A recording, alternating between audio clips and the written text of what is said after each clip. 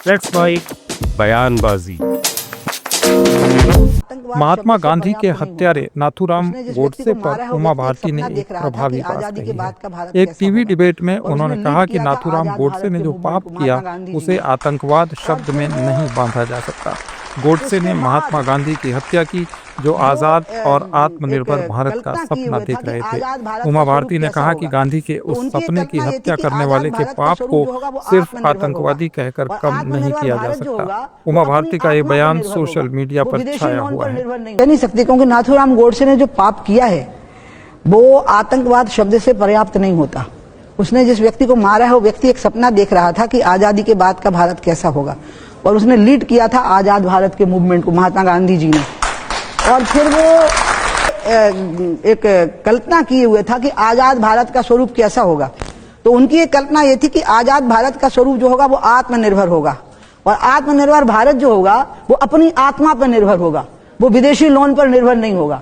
और भारत की अपनी आत्मा, यहाँ की नदियां हैं, यहाँ के पहाड़ हैं, यहाँ के लोगों की बौद्धिक क्षमताएं हैं, यहाँ के जमीन, जल, जंगल और जानवर हैं, ये यहाँ की आत्मा है, और इस आत्मा पर निर्भर होगा। गांधी के उस सपने की हत्या की है उस व्यक्ति को आप खाली आतंकवादी शब्द बोल करके।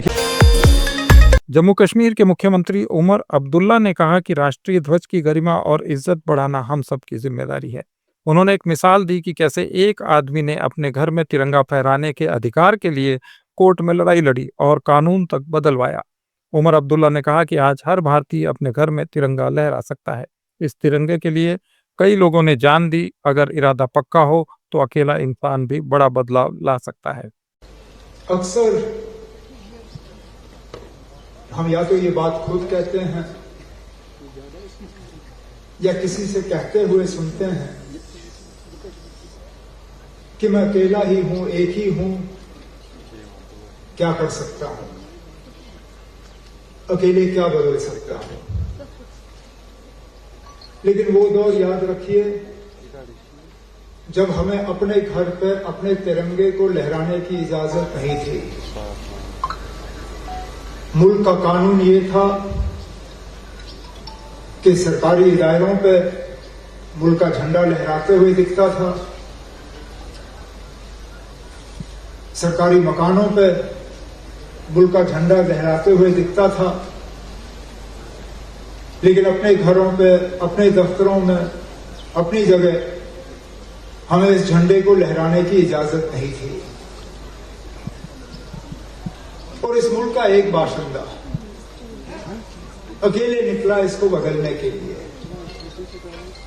वो सही है कि अपनी जगह उसके पास वो वसाइल थे, वो तरीके थे कि वो ये लड़ाई लड़ सकता था, लेकिन लड़ाई लड़ने का इरादा उसको कहां से मिला? वो अमेरिका पढ़ने गया था और वहां देखा आसपास उसके जो दोस्त थे अमेरिका के, उनके कमरों में उनके मुल्क के झंडे जो है वो नजर आते थे, लेकिन अपने कमरे में वो मुल्क का झंडा जो है वो वहां लगा नहीं सका। कानून ने उसको इस बात की इजाजत नहीं दी और वो वापस आया और उसने लड़ाई शुरू की। अदालत के दरवाजे खटखटाए, अदालत से फैसले हासिल किए और उस वक्त मुल्क के हुक्मरान को मजबूर किया कि कानून बदला जाए और इस मुल्क के हर बाशिंदे को इस बात की इजाजत मिले कि वो अपने घर में इस तिरंगे को जो है अपनी मर्जी के तहत लहराए। कहने का मतलब मेरा यह है कि अकेले हम कुछ भी कर सकते हैं अगर इरादा हमारा। दिल्ली एनसीआर में आवारा कुत्तों पर सुप्रीम कोर्ट के निर्देश ने बहस छेड़ दी है। कांग्रेस नेता राहुल गांधी ने अपने एक्स अकाउंट पर लिखा कि आवारा कुत्तों को हटाना क्रूरता और अदूरदर्शिता है। उन्होंने कहा कि हम पशु कल्याण और सार्वजनिक सुरक्षा दोनों को साथ साथ सुनिश्चित कर सकते हैं। राहुल गांधी का यह बयान सोशल मीडिया पर वायरल है और लोग उसे सराह रहे हैं। विभाजन विभीषिका स्मृति दिवस पर एक संगोष्ठी का आयोजन जयपुर में हुआ। इसे संबोधित करते हुए मुख्यमंत्री भजन लाल शर्मा ने कहा कि सत्ता के लालच और तुष्टीकरण ने देश को बांट दिया। उन्होंने विभाजन को दुनिया की सबसे बड़ी मानवीय त्रासदी बताया। यह स्थिति होती थी, जो पाकिस्तान से ट्रेन आती थी उसमें आदमी नहीं आता था, उसमें लाशें आती थी। इस तरह की स्थिति हो गई। यह दंश हमारा ऐसा है कि हमारे हर भारतीय के मन में है और यह भूलने वाला नहीं है। यह आगे आने वाली पीढ़ी को भी हमें बताना है कि इन स्वार्थी लोगों ने हमारे देश के साथ में और हमारे देश के उन लोगों के साथ में कैसा उन्होंने व्यवहार किया। मुख्य चुनाव आयुक्त ओपी रावत का एक बयान सुर्खियों में है। एक टीवी इंटरव्यू में उन्होंने मतदाता सूची विवाद पर कहा कि परमानेंट रेजिडेंस सर्टिफिकेट जरूरी नहीं कि सिर्फ नए वोटर्स का हो, ये 2003 की मतदाता सूची वालों का भी हो सकता है। रावत ने सुझाव दिया कि अगर लोगों के पास 11 जरूरी दस्तावेज नहीं हैं, तो सरकारी दफ्तरों को अभियान चलाकर उनकी मदद करनी चाहिए। जिस धारा का उल्लेख किया जा रहा है, धारा 20(3)B 1950 का अधिनियम, वो धारा इस तरह की शिकायतों पर लागू नहीं होती। वो धारा लागू होती है जब कोई निरीक्षण चल रहा हो, SIR या समरी रिवीजन। उसमें अगर आपको दावे आपत्ति प्रस्तुत करना है तो उसमें आपको एफिडेविट देना होगा, ओथ पर घोषणा करनी होगी, उसमें जरूरी होता। इस तरह की रिसर्च बेस्ड शिकायत आपने अगर की है तो उसकी जांच करने के लिए आयोग स्वतंत्र है और तुरंत आयोग को जांच करके और पब्लिक डोमेन में सारी फाइंडिंग्स डाल देनी चाहिए। तो आम जनता जो है वो आश्वस्त रहेगी कि हमारा चुनावी तंत्र बिल्कुल निष्पक्ष है, ट्रांसपेरेंट है, क्रेडिबल है। उत्तर प्रदेश के फतेहपुर की एक घटना ने सियासत में हलचल मचा दी है। समाजवादी पार्टी के अध्यक्ष अखिलेश यादव ने इसे दुर्भाग्यपूर्ण बताते हुए बीजेपी पर निशाना साधा। उन्होंने कहा कि बीजेपी की विचारधारा अंग्रेजों की तरह है। फतेहपुर में जो हुआ उसके दोषियों पर सख्त कार्रवाई होनी चाहिए। फतेहपुर में जो कुछ हुआ है वो दुर्भाग्यपूर्ण है और भारतीय जनता पार्टी पे जब अपनी उपलब्धियां खत्म हो जाती हैं तो उनका वो सोची समझी जो रणनीति है जो अंग्रेज़ों से ली है उन्होंने। भारतीय जनता पार्टी की पूरी विचारधारा अंग्रेज़ों से दी गई है। डिवाइड एंड रूल, हिंदू मुसलमान के बीच में नफरत फैलाना, अगर हम हक की बात करें तो हिंदू मुसलमान को आगे कर देना। ये जिस तरह का काम हुआ है फतेहपुर में, सरकार को उन दोषी लोगों के खिलाफ कार्रवाई करनी चाहिए। जितने लोग वीडियो विजुअल्स में दिखाई दे रहे हैं उन सबको जेल भेजना चाहिए और अगर जिलाधिकारी और पुलिस विभाग वहाँ का नहीं भेज रहा है तो कहीं ना कहीं सरकार को ये निर्णय लेना चाहिए कि वो अधिकारी रहने लायक नहीं है, उन्हीं के कारण वो घटना हुई है। सर, ये संसद से कब लड़ाई लड़ेंगे? अब ये लड़ाई लगातार चलती रहेगी क्योंकि लंबी लड़ाई है, लगातार चलते रहना पड़ेगा। उत्तराखंड में अतिक्रमण के खिलाफ बड़ी पहल शुरू होने जा रही है। मुख्यमंत्री पुष्कर सिंह धामी ने कहा कि नदियों और बरसाती नालों के पास अवैध अतिक्रमण रोकने के लिए राज्य सरकार जल्दी ही एक ऐप लॉन्च करेगी। इस ऐप के जरिए लोग अतिक्रमण वाले स्थानों की फोटो और वीडियो अपलोड कर सकेंगे। धामी ने कहा कि ये ऐप उन लोगों के खिलाफ हथियार बनेगा जो नदी नालों पर कब्जा कर लेते हैं। अतिक्रमण की रोकथाम के लिए भी एक वेब आधारित ऐप की शुरुआत कर रहे हैं। इससे अतिक्रमण की तस्वीर, वीडियो अपलोड हो सकेगा जिससे संबंधित विभाग तुरंत उस पर कार्रवाई सुनिश्चित कर सके।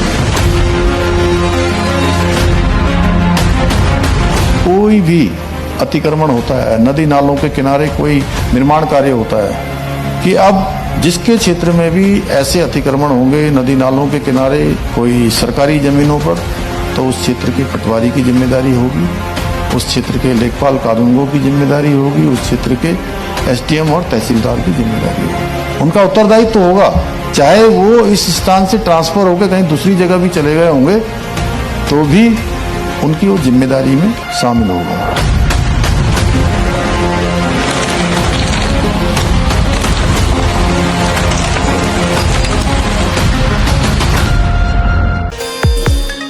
विजयी विश्व तिरंगा प्यारा झंडा ऊंचा रहे हमारा, इन पंक्तियों के साथ केंद्रीय मंत्री शिवराज सिंह चौहान ने अपने X अकाउंट पर एक वीडियो शेयर किया। उन्होंने अपील की कि हर घर तिरंगा अभियान के तहत लोग अपने घरों में तिरंगा फहराएं और तिरंगा यात्रा निकालें। आइए स्वतंत्रता दिवस के पहले ही हम तिरंगा झंडा अपने घरों में फहराएं, तिरंगा यात्रा निकालें।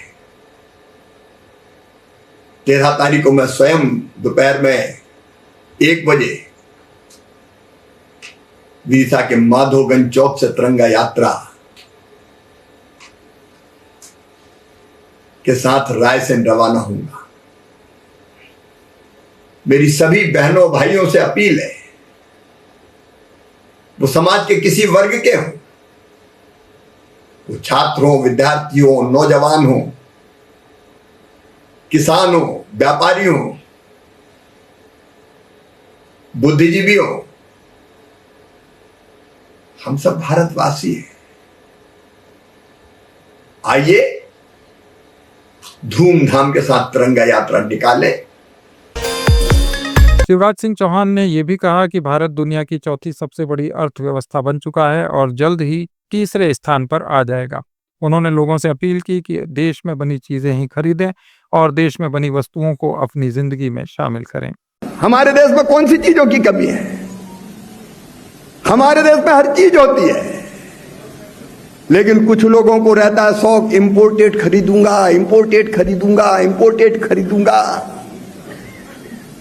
आज अपने आप को दांव पे लगाया है मोदी जी ने, और वही अपील कर रहे हैं कि बहनों और भाइयों, अपने गांव में बनी, गांव के आसपास बनी, अपने जिले में बनी, अपने प्रदेश में बनी और अपने देश में बनी चीजें ही खरीदना, बाहर की मत खरीदना। अपनी अर्थव्यवस्था आज दुनिया की चौथी सबसे बड़ी अर्थव्यवस्था बन चुकी है। अंग्रेज जिनने कभी हम पे राज किया, उनको हमने पीछे छोड़ दिया। अब दुनिया में तीसरी अर्थव्यवस्था सबसे बड़ी बनने वाले हैं, और वो दिन आएगा जब भारत दुनिया की सबसे बड़ी अर्थव्यवस्था बनेगा। लेकिन इसके लिए हमें भी योगदान देना पड़ेगा, हमारा भी तो कर्तव्य है, हम भी तो इस देश के नागरिक हैं। ये अपनी भारत माता है कि एक काम नहीं कर सकते कि नहीं खरीदेंगे विदेशी चीज। कांग्रेस अध्यक्ष मल्लिकार्जुन खड़गे ने बिहार के एसआईआर विवाद पर संसद में कहा कि एसआईआर के जरिए दलित, आदिवासी, ओबीसी और अल्पसंख्यक वर्ग के वोटर्स के नाम काटे जा रहे हैं। खड़गे ने कहा कि अगर लोकतंत्र को बचाना है तो संसद में इस पर चर्चा जरूरी है। हम सभी लोग ये कोशिश कर रहे हैं। अरे आप लोग इसमें क्या अनकॉन्स्टिट्यूशनल बात कर रहा हूँ? मैं तो यही बात कर रहा हूँ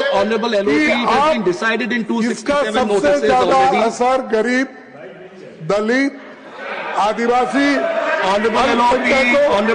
ओबीसी, समाज के दूसरे मार्जिनलाइज्ड सेक्शन पर पड़ेगा। बिहार से एसआईआर की शुरुआत है, अब बंगाल, आसाम, पूरे देश में यही एक्सरसाइज करने जा रहे हैं। Thank you honourable LOP. हमारी पिछले कुछ दिनों से ये स्पष्ट मांग रही है कि एसआईआर पर चर्चा हो।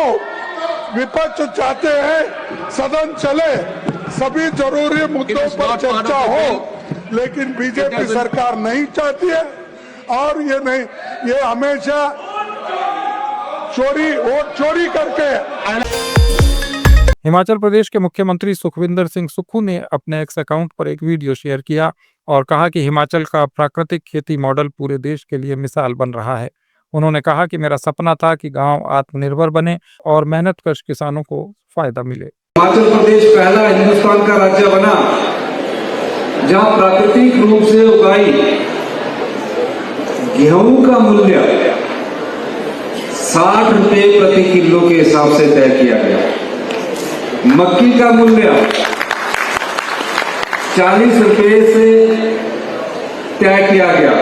हल्दी का मूल्य प्राकृतिक रूप से उगाई हल्दी 90 रुपए प्रति किलो के हिसाब से तय किया गया। और जो हमारे ट्राइबल बेल्ट है, पांगी है, लाहौल स्पीति है, वहां सरकार जो 60 रुपए किलो के हिसाब से खरीदेगी। आने वाले समय में हिमाचल प्रदेश प्राकृतिक खेती के रूप में हिंदुस्तान में प्रथम राज्य के रूप में आगे बढ़े, इस दिशा में हमारी सरकार ने काम शुरू किया। और पूरे देश में कल ही मुझे गुजरात के गवर्नर आचार्य देवव्रत जी का फोन आया कि हिमाचल प्रदेश में जिस प्रकार प्राकृतिक खेती की तरफ आप अग्रसर हुए हैं, हम पूरे हिंदुस्तान में हिमाचल प्रदेश का उदाहरण देते हैं। ये थे आज के कुछ अहम बयान। अपडेट्स के लिए जुड़े रहिए लेट माइक के साथ। आप सुन रहे थे let's make more than radio. Follow कीजिए हमें हमारे सोशल मीडिया प्लेटफॉर्म्स पर।